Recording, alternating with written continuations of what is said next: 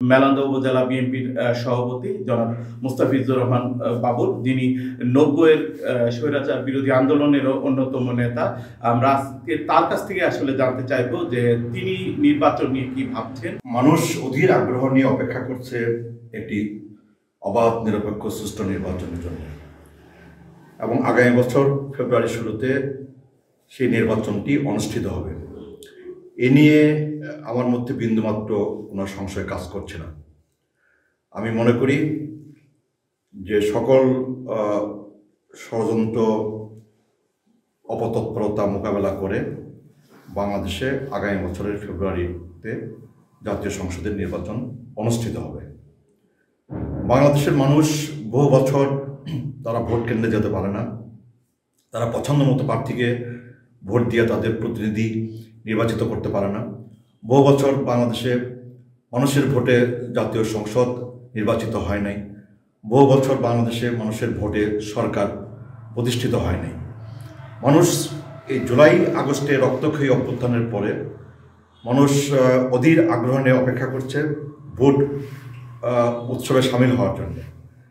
এবং ইতিমধ্যে বর্তমান অন্তর্বর্তী সরকারের পক্ষ থেকে আগামী বছরের ফেব্রুয়ারিতে জাতীয় সংসদ নির্বাচন অনুষ্ঠানের ঘোষণা দেওয়া হয়েছে, এবং সেই ঘোষণার পাশাপাশি বিভিন্ন রাজনৈতিক দল এবং আমাদের দল বাংলাদেশ জাতীয়তাবাদী দল বিএনপির পক্ষ থেকেও আগামী জাতীয় সংসদ নির্বাচনে যারা দলের হয়ে ধানের শীষ প্রতীক নিয়ে যারা নির্বাচনে প্রতিদ্বন্দ্বিতা করবেন তাদের 237 জনের নামের একটি তালিকাও প্রকাশ করা হয়েছে। এই তালিকা প্রকাশের মধ্য দিয়ে আমাদের এই আসনে, এই এলাকায় মেলান্দহ মাদারগঞ্জে মানুষের মধ্যে নির্বাচনী আমেজ এটা বহুলাংশে এটা বৃদ্ধি পেয়েছে। মানুষের মধ্যে নির্বাচনকে ঘিরে আলাপ আলোচনা, উৎসাহ, উদ্দীপনা এটা বহুলাংশে বেড়েছে। আমরাও আমাদের দলের পক্ষ থেকে আমরা নানা কর্মকাণ্ড, নানা কর্মসূচি আমরা গ্রহণ করছি নির্বাচনকে সামনে রেখে। নানা সাংগঠনিক প্রস্তুতি আমরা গ্রহণ করছি, নানা দলীয় প্রস্তুতি আমরা গ্রহণ করছি। একই সাথে আমরা ভোটারদের দৌড় করায় আমরা আমাদের বক্তব্য, আমাদের কর্মসূচি, আমাদের দাওয়াত পৌঁছে দেওয়ার জন্যে আমরা সর্বাত্মক প্রচেষ্টা আমরা চালিয়ে যাচ্ছি। এবং ইতিমধ্যেই আমরা আমাদের দলের ইউনিয়ন বিএনপির মাধ্যমে, ওয়ার্ড বিএনপির মাধ্যমে সকল অঙ্গ সহযোগী সংগঠনকে যুক্ত করে, আমাদের নারী সমাজকে যুক্ত করে, আমাদের তরুণ সমাজকে যুক্ত করে আমরা সকল ভোটারের কাছে বাড়ি গিয়ে আমরা 31 দফা কর্মসূচির সম্বলিত লিফলেট, ধানের শীষকে জয়যুক্ত করার আহ্বান সম্বলিত লিফলেট, ধানের শীষের মনোনীত প্রার্থীকে জয়যুক্ত করার আহ্বান জানিয়ে লিফলেট, এটা আমরা মানুষের বাড়ি গিয়ে মানুষের কাছে, ভোটারদের কাছে আমরা পৌঁছে দিচ্ছি। এবং একই সাথে আমাদের নানা দলীয় প্রস্তুতি, সাংগঠনিক প্রস্তুতিও আমাদের অব্যাহত আছে। তো আমরা আগামী জাতীয় সংসদ নির্বাচনটা এটা একটি উৎসবমুখর পরিবেশে, আনন্দমুখর পরিবেশে এবং স্বতঃস্ফূর্তভাবে আমাদের ভোটারদের উপস্থিতিতে অনুষ্ঠিত হবে, সেই আশায় আমরা পোষণ করি। আমরা আশা করি যে এই জাতীয় সংসদ নির্বাচনের মধ্য দিয়ে বাংলাদেশের ভোটাররা তাদের বহুল প্রতীক্ষিত যে ভোটাধিকার, এটা তারা প্রয়োগ করার সুযোগ পাবে। এবং এই ভোটাধিকার প্রয়োগ করার মধ্য দিয়ে বাংলাদেশের জনগণের ভোটে একটি নির্বাচিত সংসদ এবং জনগণের ভোটে একটি নির্বাচিত গণতান্ত্রিক সরকার বাংলাদেশে প্রতিষ্ঠিত হবে আর কি। এবং একটা বিষয়, বাংলাদেশের মানুষ এবং বাংলাদেশের তরুণ সমাজ, যাদের কথা আপনি উল্লেখ করলেন, তারা বাংলাদেশের রাজনীতিতে একটা গুণগত পরিবর্তন তারা দেখতে চায়, একটা ইতিবাচক পরিবর্তন তারা দেখতে চায় আর কি।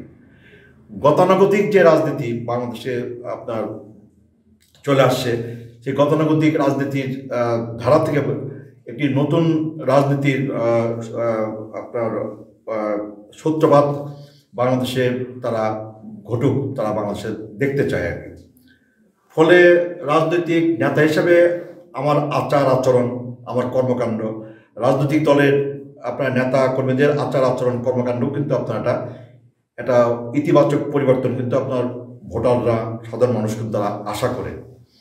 এবং কেবল আমাদের এলাকা না, সারা দেশের মানুষই আশা করে যে বাংলাদেশটা হবে একটা মাদক মুক্ত, বাংলাদেশটা হবে একটা সন্ত্রাস মুক্ত, বাংলাদেশটা হবে একটা দুর্নীতিমুক্ত, লুটপাট মুক্ত একটি বাংলাদেশ প্রতিষ্ঠিত হবে। এটা সারা দেশের মানুষ এবং আমার মাঝামাঝি মানুষ তা এই দেখতে চায়।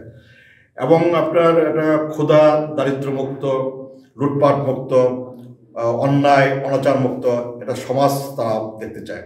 ঘরে বাইরে আমাদের একটা নিরাপদ একটা সমাজ, এবং কোনো কারণের জন্য গণতন্ত্র কিংবা গণতান্ত্রিক ব্যবস্থা ব্যাহত না হয়, একটি স্থায়ী গণতান্ত্রিক রাষ্ট্র ব্যবস্থা, স্থায়ী গণতান্ত্রিক সমাজ ব্যবস্থার জন্য, রাজনৈতিক ব্যবস্থার জন্য বাংলাদেশে প্রতিষ্ঠিত হয় তা তারা দেখতে চায় আর কি। ফলে আগামী দিনে একদিক হচ্ছে যে আপনার স্থানীয় যে ইস্যুগুলো আছে, যেমন আপনার মাদক, সন্ত্রাস, দুর্নীতি, লুটপাট মুক্ত আপনার এই মেলন্দ মাদকগঞ্জের এই জনপদকে প্রতিষ্ঠা করা, মেলন্দ মাদকগঞ্জবাসীর জন্য একটা নিরাপত্তা নিশ্চিত করা, আইনের শাসন নিশ্চিত করা, সামাজিক ন্যায় বিচার নিশ্চিত করা। একই সাথে মানুষের যে ভোটাধিকার, মানুষ যেন আপনার 5 বছর বাদে মানুষ যেন তাদের ভোটাধিকার প্রয়োগ করে জাতীয় পর্যায়ে তাদের প্রতিনিধি নির্বাচিত করতে পারে, এবং স্থানীয় পর্যায়েও যেন 5 বছর বাদে মানুষ তাদের ভোটাধিকার প্রয়োগ করে তাদের প্রতিনিধি নির্বাচিত করবার সুযোগ পায়, এবং মানুষের নির্বাচিত প্রতিনিধিরাই যেন মানুষের জন্যে, আমাদের সমাজের জন্যে, আমাদের দেশের জন্যে, আমাদের রাষ্ট্রের জন্যে কাজ করার সুযোগ পায়। সেই ব্যবস্থাটা আপনার প্রতিষ্ঠা করা, এটা হবে সামনের নির্বাচনে সকল রাজনৈতিক দলের এবং রাজনৈতিক দলের নেতা হিসেবে কর্মী সকলের একটা বড় দায়িত্ব হবে। আজকে তরুণ সমাজের স্বপ্নটাকে বিবেচনায় নিতে হবে, নির্বাচনে আগেও বিবেচনা নিতে হবে, সরকার গঠনও বিবেচনা নিতে হবে, এবং সরকার পরিচালনায় বিবেচনা নিতে হবে। আমাদের ছাত্র সমাজ, আমাদের তরুণ সমাজের যে ভাবনাগুলো আমাদের জুলাই আগস্টে রক্তক্ষয়ী অভ্যুত্থানের মধ্য দিয়ে যে ভাবনাগুলো আরও সামনে আমাদের সকলের সামনে হাজির হয়েছে, এই ভাবনাগুলোকে বিবেচনায় নিয়ে কিন্তু আপনার এই ইলেকশনে নামতে হবে, ইলেকশনের পর সরকার গঠন করতে হবে এবং রাষ্ট্র পরিচালনা করতে হবে। আমরা যদি তরুণ সমাজের ভাবনাগুলোকে, ছাত্র সমাজের আকাঙ্ক্ষাগুলোকে ধারণ করতে না পারি, আমরা যদি বিবেচনায় নিয়ে নির্বাচন, সরকার, রাষ্ট্র পরিচালনা করতে না পারি, আমার মনে হয় যে তরুণ সমাজ, ছাত্র সমাজের সমর্থন নিয়ে খুব বেশি দিন কোনো দল ক্ষমতায় টিকে থাকতে পারবে না, যদি না আমরা তরুণ সমাজ, ছাত্র সমাজের আকাঙ্ক্ষা এবং ভাবনাগুলোকে বিবেচনায় নিয়ে নির্বাচন, সরকার গঠন এবং রাষ্ট্র পরিচালনা করতে না পারি। সেই সাথে আমাদের তরুণ সমাজ কি চায়? আমাদের তরুণ সমাজ চায় একটা নতুন বাংলাদেশ, এটা আধুনিক বাংলাদেশ, এটা সমৃদ্ধ বাংলাদেশ। আমাদের তরুণ সমাজ চায় এটা ক্ষুধা, দারিদ্র, দুর্নীতিমুক্ত, লুটপাট মুক্ত বাংলাদেশ। আমাদের তরুণ সমাজ চায় এটা মাদক মুক্ত, সন্ত্রাস মুক্ত জনপদ এই বাংলাদেশে গড়ে উঠবে, তারা চায়। এবং আমরা বিশ্বাস করি, এবং সেই সাথে একটি আধুনিক শিক্ষা ব্যবস্থা, দুর্নীতিমুক্ত শিক্ষা ব্যবস্থা, একটি উন্নত শিক্ষা ব্যবস্থা, যে শিক্ষা ব্যবস্থা বর্তমান একবিংশ শতাব্দীর উপযোগী শিক্ষা ব্যবস্থা হিসাবে গড়ে উঠবে, সেই শিক্ষা ব্যবস্থা তারা চায়। তরুণ সমাজ চায় শিক্ষা জীবন শেষে তাদের কর্মসংস্থানের গ্যারান্টি থাকবে, দেশের ভেতরে দেশের বাইরে সে কর্মসংস্থানের সুযোগ তৈরি হবে, তারা চায়।